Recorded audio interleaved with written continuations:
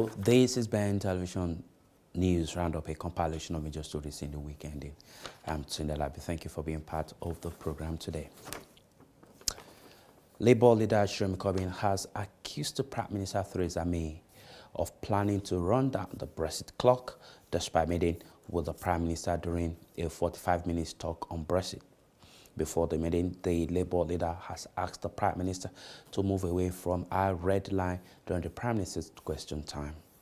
Here is a highlight of the Prime Minister's question time this Wednesday. Has herself, and I quote, the only possible deal was within her red line. So it's perfectly reasonable to ask which of her red lines has changed. This morning, the Brexit Secretary was asked, and I quote, what is the alternative to the backstop? He replied, well, that's what we're exploring. Can the Prime Minister tell us which options are being explored? I think I listed them in answer to one of the earlier questions the right honourable gentleman gave to me. Perhaps also if he listens to the answers to the questions, he wouldn't have to repeat the question. Jeremy Corbyn! Looking forward to meeting the Prime Minister later on today.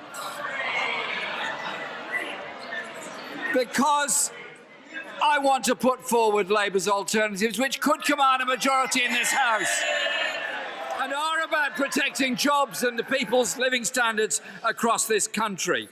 Mr. Speaker, this morning the Brexit Minister said that alternative arrangements means looking at technology. Very interesting question. So can the Prime Minister be very clear what technological advances is she expecting to be made in the next 58 days? Prime Minister! Can I say to the right honourable gentleman, it would be helpful. I want to hear about these matters. The Prime Minister. The right honourable gentleman, I have pointed out that there are a number of options that people are putting forward that we are working with them on and working positively with them on.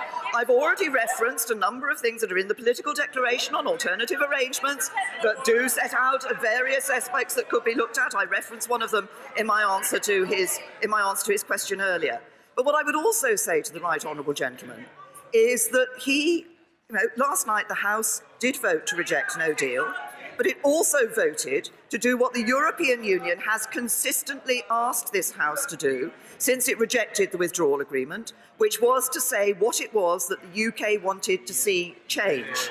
Last night, a majority in this House voted to maintain the commitment to no hard border between Northern Ireland and Ireland, to leave the European Union with a deal, and to set out to the European Union what it will take to ensure that this House can support a deal. That is a change to the backstop. That is what I will be taking back to the European Union. That is what we will be doing to ensure that we can avoid no deal. He stands up regularly and says he doesn't want no deal. I'm working to ensure we get a deal. He has opposed every move by this government to get a deal. He's the one who's risking no deal. Jeremy Corbyn! Mr. Speaker, I would be grateful if the Prime Minister would actually acknowledge that the House has voted to take no deal off the table. And can she assure the House that if she is unable to secure any legal changes to the backstop, that she would work to find a solution based on a comprehensive customs union, a strong single market deal, and the guaranteeing of rights and protections, rather than go back to the alternative that she's been threatening everybody with for months and months, which was to crash out without any deal whatsoever? Prime Minister! Last night, the House did vote to reject no deal. But that cannot be the end of the story. The only way, the right honourable gentleman says, of course not. I think that's the first time he's actually accepted that you can't just vote to reject no deal. You have to vote for a deal. Otherwise, you leave with no deal.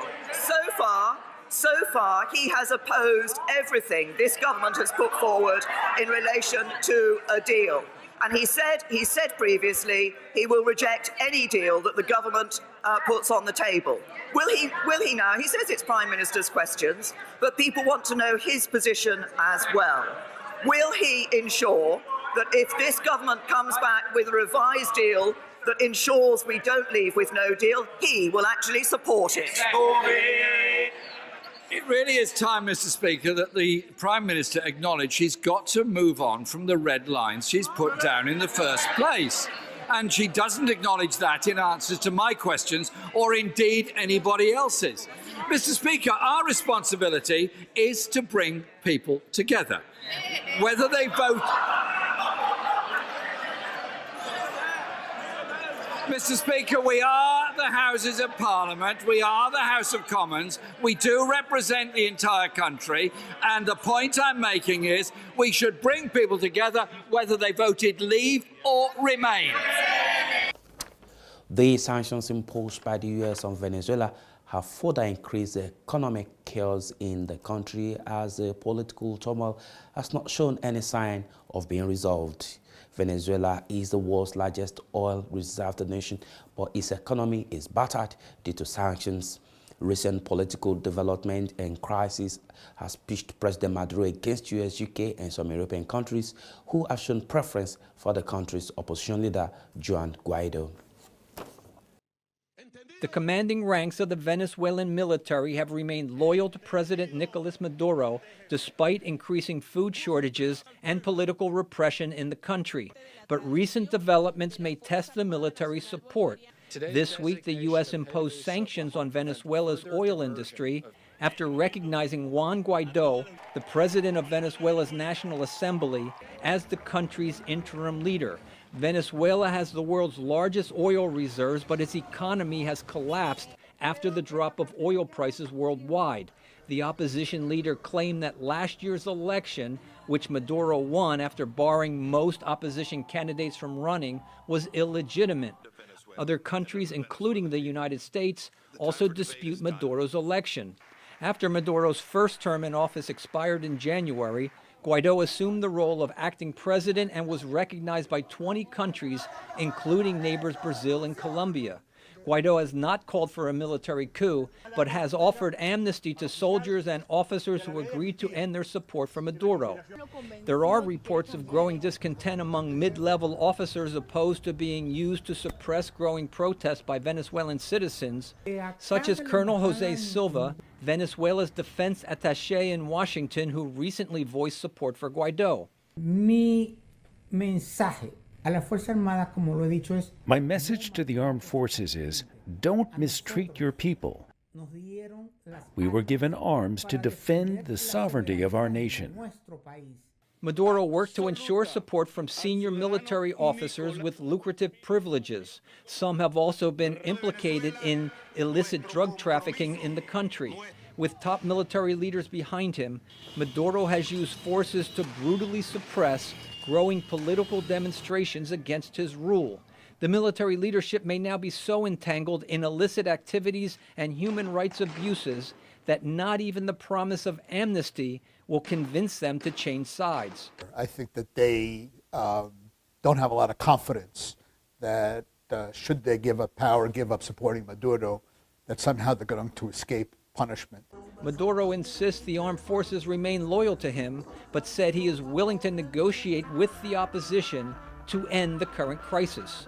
Brian. Embattled Venezuela's President Nicolas Maduro has rejected a European Union ultimatum calling for new elections in the country, accusing the US and Europe of attempt to force a change of government. President Maduro said that the country's opposition leader, Juan Guaido, had violated the constitution by proclaiming himself an interim president. In an interview with CNN Turkey, which aired Sunday, Maduro said the country's high court and judiciary authorities will determine if Guaido violated Venezuela's laws. He rejected the demand by the European Union to hold a new and democratic election, or else Europe will recognize Guaido as Venezuela's interim president.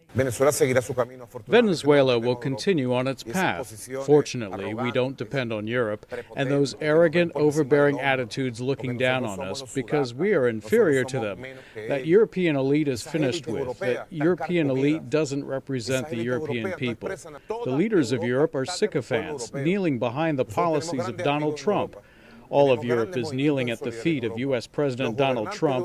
It's as simple as that, and especially over Venezuela. President Maduro was sworn in for a second term earlier this month after an election widely considered as fraudulent. The United States and most regional countries, as well as Israel, have recognized Guaido as interim president until a new one is elected by a democratic vote. Maduro has cut diplomatic ties with Washington and ordered U.S. diplomats to leave the country, but has later rescinded that order. I have sent many messages to Mr. Trump, but I think he is drowning in domestic problems. And I think that he looks down on us.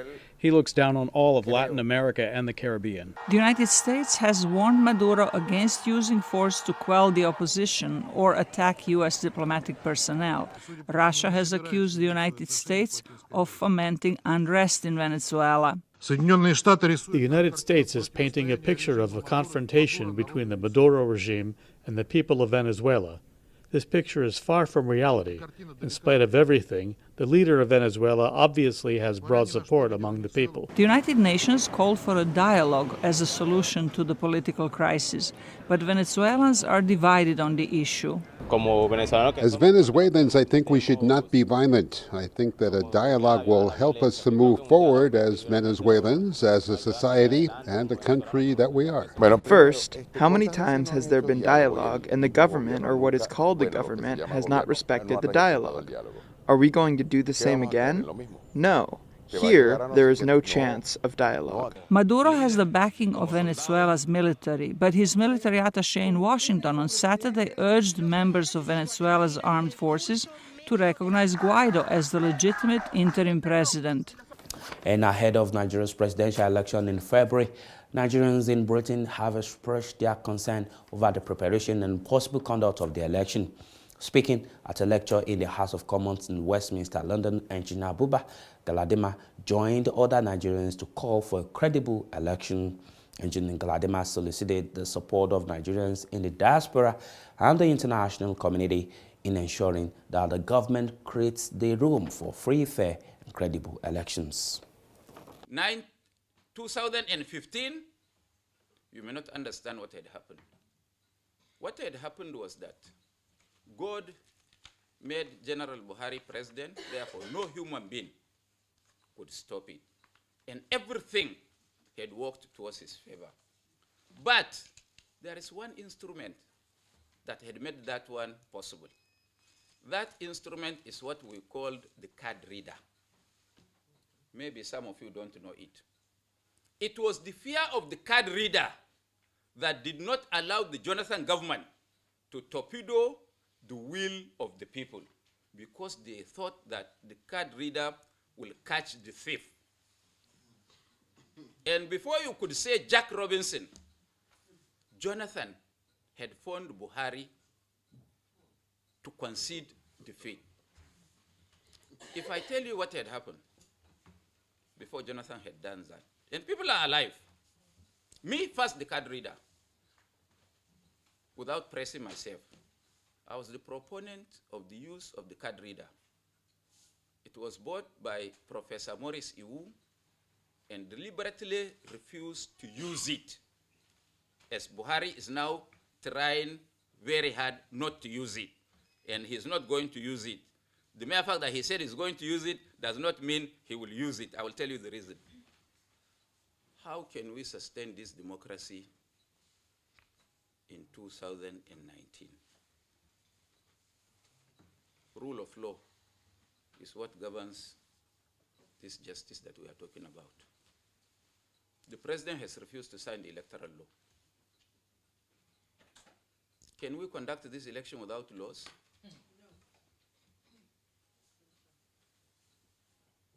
Can anything good come out of it? The electoral law has not been amended since 2010. 9 years. A lot of water has passed under the bridge. And this electoral law of 2018 was developed by 3 tripartite groups in Nigeria: the National Assembly, INEC, and the office of the Attorney General of the Federation, representing the executive. For 2 years, each time they think they have finished, because they were addressing so many issues, lapses from previous elections, from 1960 to date, and they wanted to plug and do all the loopholes, and including judgments of courts which they take. What is it that was militating against a free, fair, and transparent election? Snatching of the ballot box, use of police, INEC manipulating figures, all these issues, they addressed them in this electoral act. And the use of the card reader, which enabled General Muhammadu Buhari to become the president of Nigeria. But the card reader, in judgments by the Supreme Court on the Rivers State governorship election and Akwa Ibom State governorship election, all the evidences that were put were based on the card reader reading. And the Supreme Court of Nigeria held that throughout all these cases, the governors could have gone throughout these cases because they said the card reader is not known to law. It's not justiciable. You are a lawyer, I'm not one, sir. Since it has not been recognized by any law, you cannot also use it as an evidence. That was the view of the Supreme Court of Nigeria. Whether they are right or they are wrong, that is for them. Me, I don't know. Me, I'm only a layman. So we wanted to make it justiciable. And each time this amendment comes, I'm one of the few people in Nigeria that the National Assembly calls for their views, and they interview me, they ask me certain questions about certain issues, and we address them. And they incorporated all this. Therefore, the president's handlers felt that it is a suicide to sign the electoral law. So for 2 years, they will finish, bring it. The man will reject flimsy excuses, return it to the National Assembly. They will make amends, bring it. There is no comma here. There is no full stop here. For 2 years, until they took us to the last. The man said he's not signing because it's too late. Is it for the president to say that the electoral, it is too late to sign the law, or INEC that is supposed to implement that law? INEC has not complained, to my knowledge. They have not complained. There's this allegation going on that the card reader, which they said will be used, is even been tampered with. How are they tampering with it? That some chips in it were being removed for certain areas where the government is assumed to have some support. That is why one person can vote 10 times without being identified by the card reader. And in other places, namely the Southeast and South-South, they want to stifle the condition of the card reader not to work because they assume that the government does not have support in that area. So it's an argument going backward and forward. And we are insisting that we must be allowed to test all the card readers that are going. Why are you stopping us if you have nothing in it? Why would you stop us? Well, deployment of security. They have already started transferring commissioners of police. Even if I don't know anyone, Tinubu's former ADC was brought to Lagos as the commissioner of police in charge of Lagos. You can know what will happen. Do you need to be told? No. When this new IGP came, he said he canceled the postings. I assure you and I bet you my life that that man is coming back to Lagos. Since Tinubu is the national chairman of the campaign, and we have on authority that the government is asking all security chiefs to liaise with him, whatever directives he gives. He's now the second commander-in-chief. So you can now see what is likely to happen in Nigeria. And of course, the mother of it all is that they have declared a Python dance. Does anybody heard of one thing, Python dance? Nationwide, for 1 month to election, 1 month after election, which means they are envisaging that they will rig the election and there will be kata-kata, then the soldiers will be there to deal with whosoever they want to deal with. That is it this week on News Roundup. Thank you for being part of it. I am Tunde Alabi. Enjoy the rest of your week. Until we come your way again, bye. Democracy gives everyone the rights of expression, a passage to a world of freedom, a world that is free, that is fair, equitable, and that is just. But indeed, how just, fair, and equitable is democracy to the people? How economically free are the people in a world of globalization? Join the discussion, have your say here, live on BEN Television on News Punch.